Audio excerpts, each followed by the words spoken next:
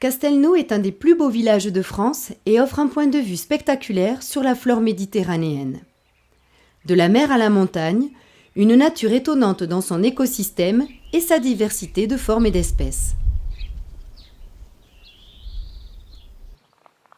Les remparts de Castelnau murmurent des histoires médiévales entre ces meurtrières, témoins d'un passé prestigieux. Castelnau signifie « nouveau château », dont les premières mentions figurent dès l'an 1000, où les noms de certains grands seigneurs du vicomté résonnent encore autour du roc de Majorca. Ils sont tous fidèles à la couronne d'Aragon. L'église médiévale Sainte-Marie abrite deux personnages protecteurs des paysans, Saint Godéric et Saint Isidore. Comme disait Georges Duhamel, le roman est l'histoire du présent, tandis que l'histoire est le roman du passé. Le tissu social de ce village médiéval est inscrit dans sa pierre et se reflète dans la qualité de ses artisans. Quelques excroissances dans les murs des maisons sont les marqueurs d'un passé lointain où les habitants possédaient leur four à pain qu'ils louaient pour les besoins de la population. Le fer forgé prend naissance dans le vicomté de Castelnau dès la fin du XIIe siècle, comme évoqué sur la porte de l'église Sainte-Marie.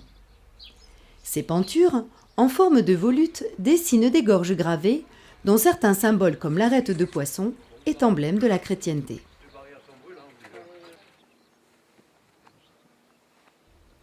Les ferrures des maisons sont elles aussi remarquables.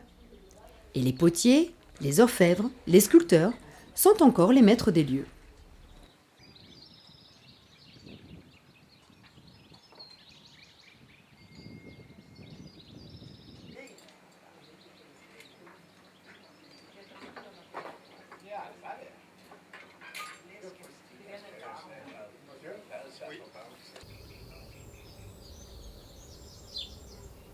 Les croyances populaires sont gravées dans la roche, comme en témoignent les caïroux des avant-toits de maisons. Un art graphique composé de formes stellaires, florales, géométriques, à la manière des fresques italiennes. Un décor immuable dont certaines significations nous échappent et d'autres, comme le triangle, évoquent la Trinité, le soleil, le bienfait sur les cultures et la vie, les protégeant ainsi des méfaits des sorcières.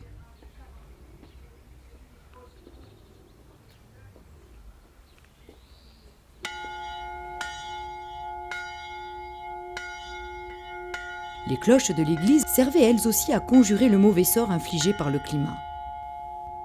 C'est aussi à Castelnau que la dernière femme guillotinée du département fut exécutée après avoir empoisonné son mari à l'arsenic pour convoler avec son amant.